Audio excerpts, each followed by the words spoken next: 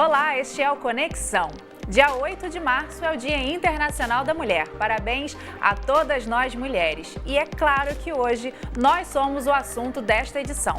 Segundo a Pesquisa Nacional por Amostra de Domicílio feita pelo IBGE, as mulheres passam o dobro do tempo dos homens realizando tarefas domésticas. E além dos trabalhos em casa, estas mesmas mulheres muitas vezes trabalham fora, são mães. Às vezes fica um pouco pesado.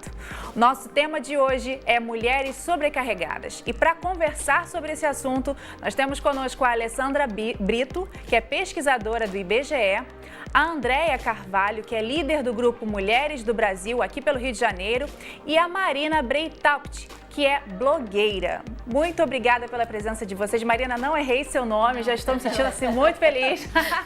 Mas obrigada pela participação de vocês aqui com a gente para falar sobre esse assunto tão relevante e que às vezes a gente trata assim, as mulheres estão super cansadas, super estressadas, mas a gente está falando de qualidade de vida de pessoas, né? Então, realmente são situações que a gente deve conversar sobre, né? Eu gostaria de começar aí pelo IBGE, né? Falando sobre essa pesquisa. O que levou vocês a fazerem essa pesquisa, a analisarem esses fatos?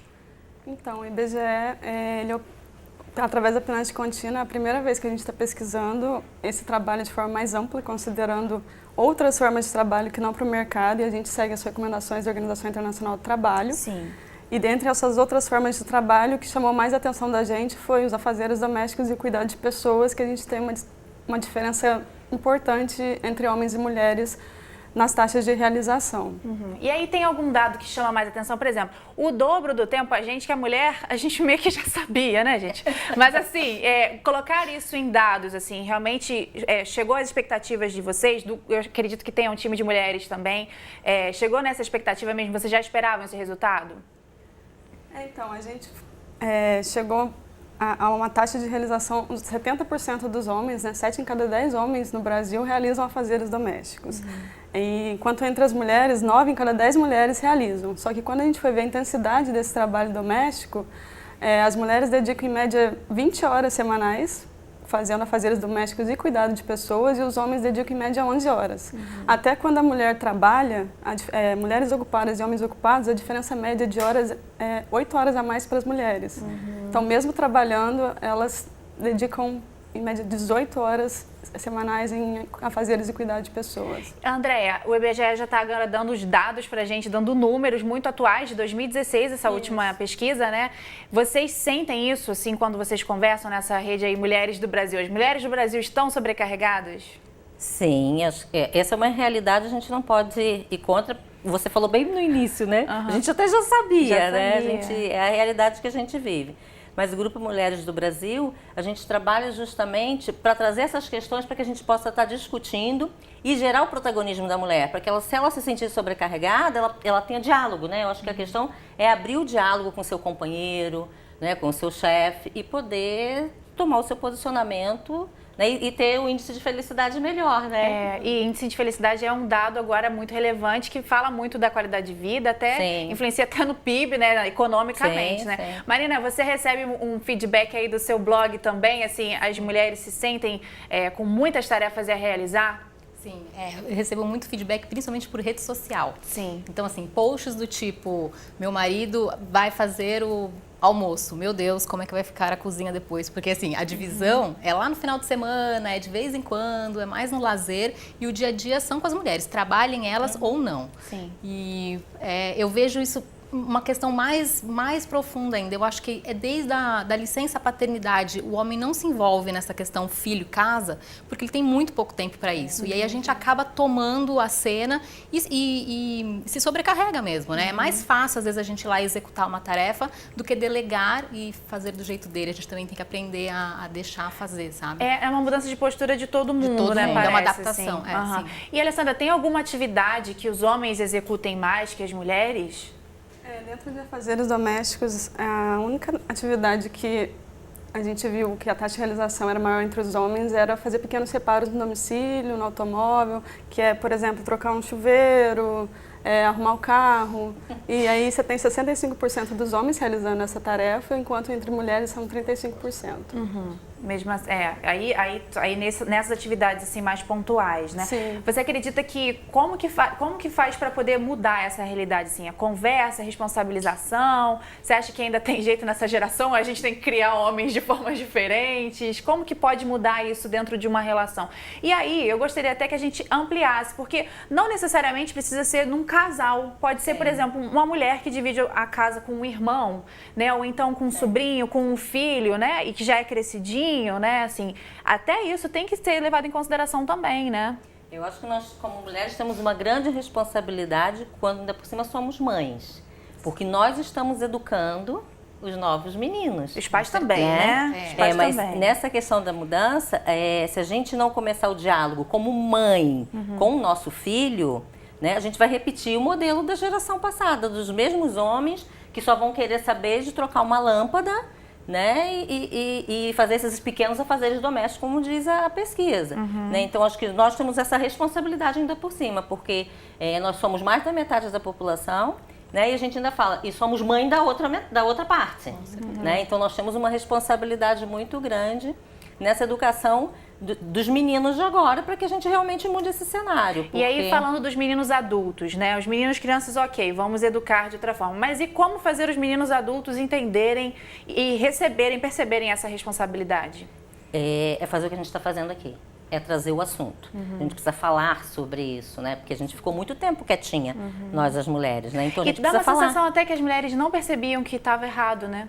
Assim, há um tempo atrás já era tão assim, você vai tomar conta disso, você tem que fazer. É da infância, né? Exatamente, você aprende que você tem que fazer tudo. Incentivadas a brincar com as coisinhas. Só de casinha os meninos vão ser heróis, trocar lâmpadas no final de semana. E só. Eu acho que a questão da rede social, a internet, nos ajudou muito. Porque se a gente pegar historicamente as grandes mulheres, né, que a gente pegar direito ao voto, tudo que a gente foi passando, hoje em dia você fala alguma coisa, né? Você está falando aqui no Rio, nós estamos aqui no Rio, mas tem gente no mundo inteiro que vai estar nos ouvindo. Né? Então isso daí acho que fortaleceu e nos deu a voz, né? Trouxe a nossa voz. Essa questão que a gente até citou aqui fora do ar, que quando a gente olha essa questão de conversar com um companheiro, ou conversar com o homem com quem você vive, né? Não vai além de delegar, né? Porque, assim, o importante não é apenas delegar, o importante é você ficar livre daquela responsabilidade, né? Sim. Isso que é não estar sobrecarregada, certo? Isso é difícil, né? Por que é difícil? É difícil. Eu vou falar, no meu modelo de vida, a gente é 50-50, a gente chama em casa, porque os dois trabalham em casa e somos autônomos e trabalhamos em casa, home office. É uma loucura, com 3 filhos. Mesmo assim, com tudo isso, eu posso dizer que tem coisas que eu faço a mais, porque ele prefere algumas coisas externas. Eu também acabo deixando, sabe assim, tipo, o supermercado, deixa ele que vai, eu vou fazer as coisas de casa, porque eu tô aqui. A gente tem isso, porque a minha geração foi criada assim também. Sim. E não tá certo, né? A gente tem que aprender Só que é a conversa. E acho que ao longo dos anos a gente vem melhorando isso, falando, não, pera, vamos equilibrar melhor as coisas aí. E ensinando o meu filho, principalmente, também. E a minha filha também, que já é um modelo feminista que eu acho incrível. Maravilhoso. Eu gosto de citar uma autora que eu, sim, sou realmente muito apaixonada. Eu assumo essa minha paixão por essa autora, que é a Chimamanda Ngozi. E naquele livro dela, Sejamos Todos Feministas, ela conta um exemplo, assim, bem interessante, né? Que existia um pai e uma mãe que tinha um casal de filhos, e toda vez que esse filho, o menino, sentia fome, os pais diziam, vai lá preparar um lanche pro seu irmão. E aí, essa criação, né, é um modelo que se reproduz, e que aí esse irmão nunca aprende a fazer comida e nunca entende que ele pode fazer também. Sim. Né? Essa questão é bem interessante, para mim é bem ilustrativa, né? E que com certeza muitos de nós conseguimos ver aí uns exemplos que a gente conhece, né? A gente vai trazer mais gente para essa conversa. Agora vamos conversar com a coach especialista em psicologia positiva, Renata Abril. Ela é autora do livro Felicidade Feminina, uma escolha possível com práticas da psicologia positiva. Olá, Renata, você me escuta bem? Olá, estou escutando bem. Que bom. Eu também estou te escutando bem. Eu gostaria de tirar algumas dúvidas com você. Como é que a gente faz para conscientizar esse companheiro sobre a sua responsabilidade e também essa mulher para aprender que ela tem que relaxar de algumas tarefas?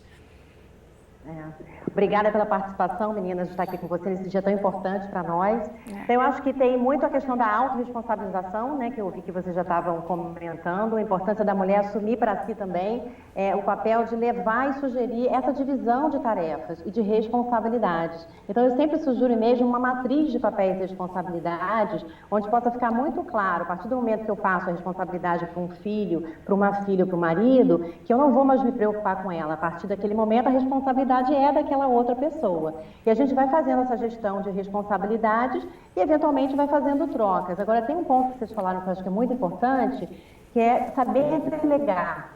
A gente precisa aprender a delegar essas atividades, porque às vezes é muito mais fácil a gente fazer, porque a gente já faz mesmo, do que a gente parar, planejar como é que vai ser a delegação dessas atividades, trabalhar muitas vezes o nosso perfeccionismo, porque essas atividades não vão ser tão bem feitas, eventualmente por uma criança mais nova ou por um marido, enfim, por outra pessoa que viva junto com a gente. Então, trabalhar também esse perfeccionismo e entender que muitas vezes não vai sair do nosso jeito, é importante a gente praticar também, né? É um exercício, então, de mão dupla, né?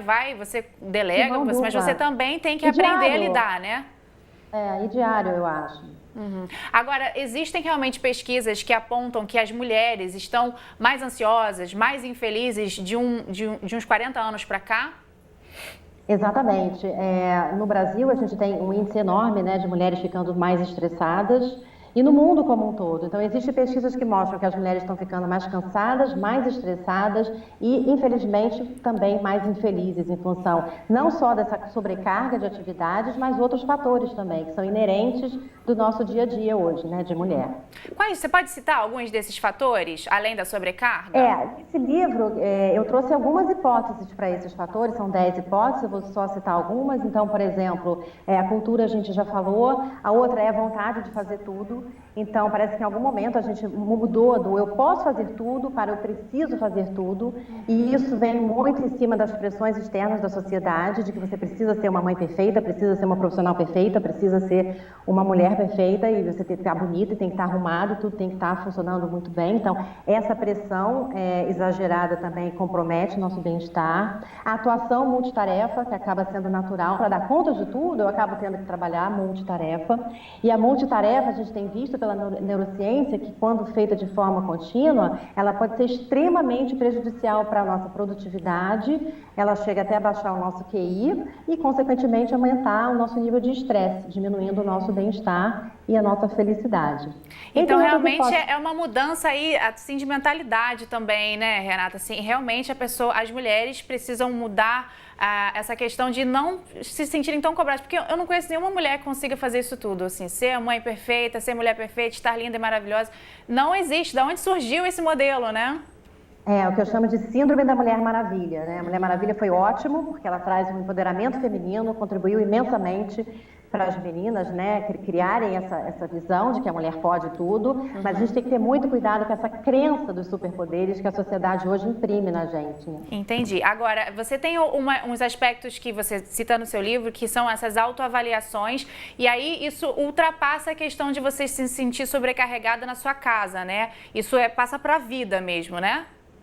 Quando a gente fala de bem-estar, de felicidade, a gente precisa ampliar mais. Aí o primeiro passo é o autoconhecimento sobre aquilo que nos afeta negativamente e positivamente. Então, existe sim essas autoavaliações que a gente pode fazer, mas a gente pode fazer de forma simples em casa, né? E fazer uma reflexão. Quais são os fatores externos hoje que afetam o meu bem-estar, que afetam a minha felicidade? E o que eu posso fazer a partir daí para mudar isso? E aí que vem a psicologia positiva, que tem sido usada muito amplamente hoje em dia, para aumentar o nosso bem-estar no dia a dia de uma forma prática e fácil, né, de ser aplicada. Entendi. Então, assim, a sua dica é buscar essas informações e essas dicas que a psicologia positiva prega, é isso? Eu acho que o autoconhecimento é o passo número 1, como a gente já falou. Depois de a gente ter feito aquela distribuição de papéis e responsabilidades, porque a gente não tem tempo para nada, muito menos. Nem para pensar dentro de você mesma, né?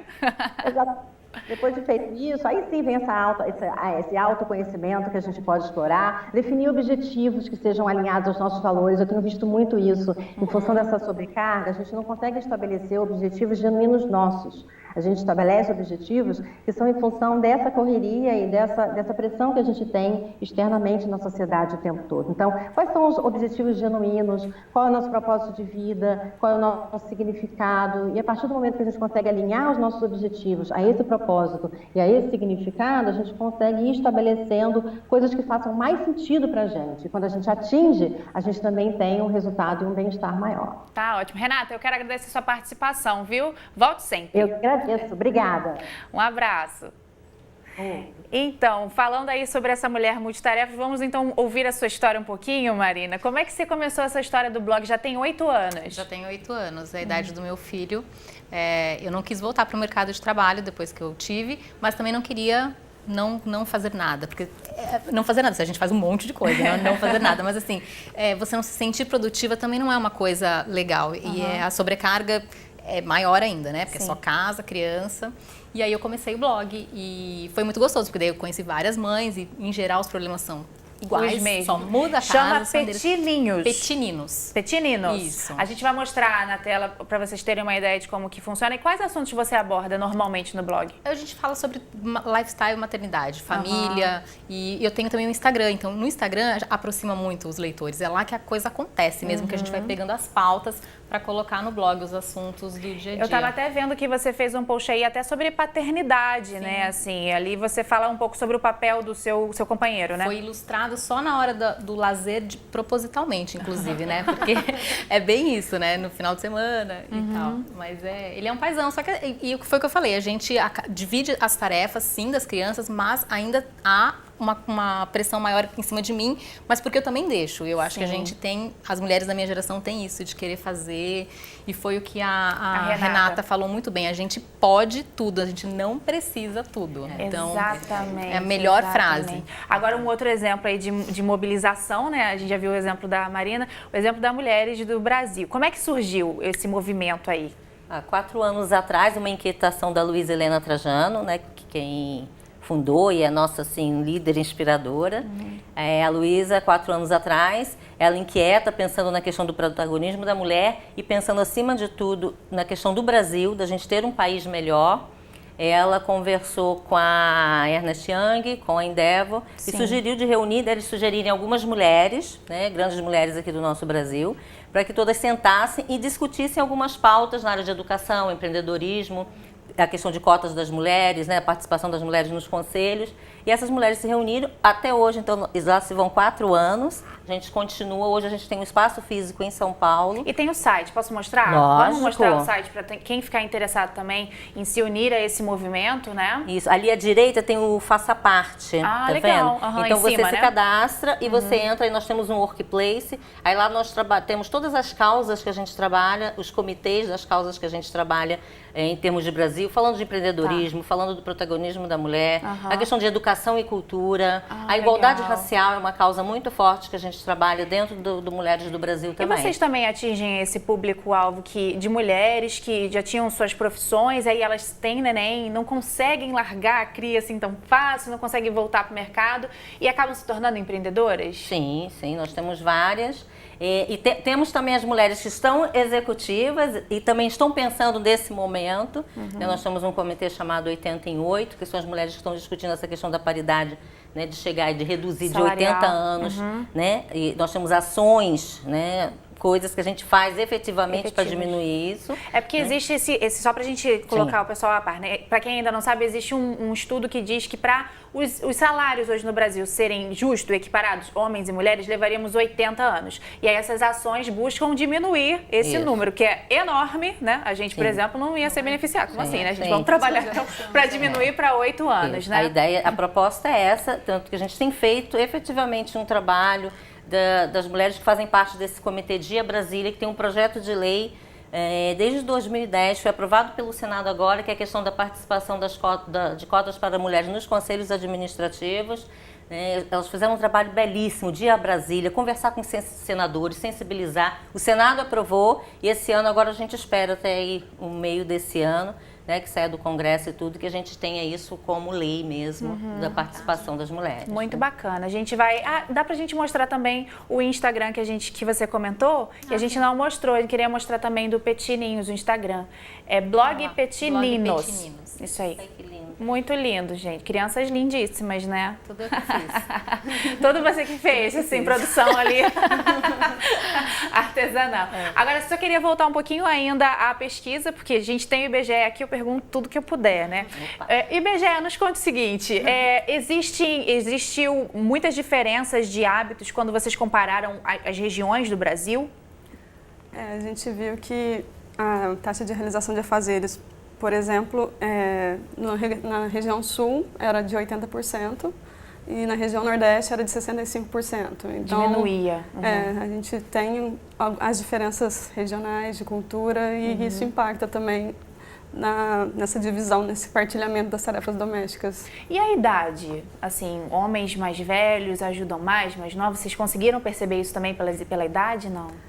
Geralmente as maiores taxas de realização de afazeres e cuidados estão naquela faixa de 25 a 49 anos, que é geralmente a idade que as pessoas saem de casa ou formam família, têm filhos. Então, é maior nessa faixa e é menor entre os jovens de 14 a 24.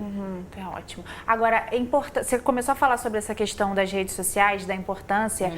Justamente, é o local onde acontecem as maiores mobilizações mesmo? São importantes esses espaços das redes sociais? Nossa, importantíssimo, porque isso dá voz e dá volume, né? A gente se sente, não é só a minha voz, são muitas vozes, então a gente acha muito importante. Mas a gente, não adianta só ficar no plano do falar, né? A gente acredita muito que a gente tem que ter ações para que a gente se mobilize, para que gere mudança. Né? A ideia do Mulheres do Brasil é isso. Nós temos ações para gerar grandes mudanças e construir um país melhor. Né? Você, fora do ar, falou uma frase que ficou assim bastante na minha cabeça, que você disse algo parecido assim, a gente tem uma frase lá que quando a mulher tem neném, nasce uma empreendedora. Tem uma verdade pesquisa, entre vocês? Na verdade, essa é uma pesquisa feita por uma outra rede de mulheres, né? E que nessa pesquisa fica bem claro que nasceu uma mãe, nasce uma empreendedora, né? Pela questão da mulher, que quando vem a maternidade, muitas vezes ela opta por não voltar ao mercado e desenvolver alguma tarefa que esteja mais relacionada ao seu talento, mas sabemos que a realidade é que na grande maioria das vezes ela quer até voltar para o mercado de trabalho, mas ela é demitida depois da maternidade. Então a gente diz tem um alto índice dessa demissão, né? Então a gente fala que na pesquisa aparece isso claramente, nessa pesquisa. Nasceu uma mãe, nasce uma empreendedora, porque inevitavelmente a grande maioria acaba sendo demitida. É inacreditável, né? E foi difícil para você no início, Marina, se tornar assim, empreendedora? Era uma coisa que você tinha um sonho de ser? Não, eu já estava com vontade já de ficar, porque as crianças vão crescendo, daí começa a querer leve trás e tal, eu queria estar mais perto. Mas assim, eu me realizei, fui trabalhar, foi tudo tranquilo, mas eu conheço muitas histórias de mães que querem voltar para o mercado de trabalho e não conseguem. Você não consegue. Naquela idade ali, 35, que a pessoa fala, essa aqui pode ter um filho ainda. Porque, olha que engraçado, quando o filho fica doente, o pai nunca vai falar assim, tipo, olha, não vou poder ir trabalhar hoje porque vou ficar com o meu filho. Nunca eu vi isso. Porque os dois trabalham, qual que é a relação, né? Por que não divide, né, não divide? Por que o homem também não pode falar, não vou trabalhar porque meu filho está doente, de repente minha mulher vai trabalhar naquele dia, mas nunca isso acontece. Então, é uma questão, bem profundo na nossa sociedade. Isso é cruel. E assim, é lógico que a gente está falando aqui dos pontos super negativos, mas a gente também tem um percentual aí de pessoas que já estão dando seus passos, né? Você tem esperança de que daqui a uns 10 anos o IBGE faça de novo essa pesquisa, esse número melhore? O que você acha? Eu acredito muito. Acredito porque a gente trabalha para isso, né? A gente está aqui conversando, estamos falando, vamos postar nas redes sociais essa nossa fala. Mariana tem um menino que está criando. 10 anos, 18 anos, acho que meu filho já entra para a estatística positiva. Então a gente acredita muito, mas acredito porque realmente a gente está no plano da ação. Né? Nós não estamos só falando, né? Todos nós aqui, está bem claro que estamos todas agindo para concretizar isso e ver a mudança realmente. Tá ótimo. Você acredita que quanto tempo deve acontecer uma pesquisa parecida? Vocês têm uma previsão? Não, a gente faz isso anualmente. Ah, é? Então beleza. Então vamos junho ficar desse ano, acompanhando aí os dado. números. Olha, meninas, eu quero muito agradecer, mas antes de terminar, eu queria mostrar de novo os 2 sites. A gente consegue, gente? Mostrar o site, o blog aqui da Marina, que é o Petit Ninos, para você que quer aí buscar dicas. Ela tem dicas que passam de família e também de moda, porque se veste super bem, é muito bonita. Blog petininos.com.br, e também gostaria de mostrar ali o Grupo Mulheres do Brasil.com.br. Você quer tirar dúvidas sobre empreendedorismo, como você pode também se engajar em causas, né? Faça parte disso, ficaram as nossas dicas. Muito obrigada pela participação de vocês aqui com a gente, conversa muito boa, viu? E a você de casa, eu quero agradecer pela sua companhia também. Desejo a você um feliz Dia da Mulher, você que é a nossa telespectadora. E se você quiser rever esta ou outras entrevistas, é só acessar o futuraplay.org. Um abraço e até a próxima!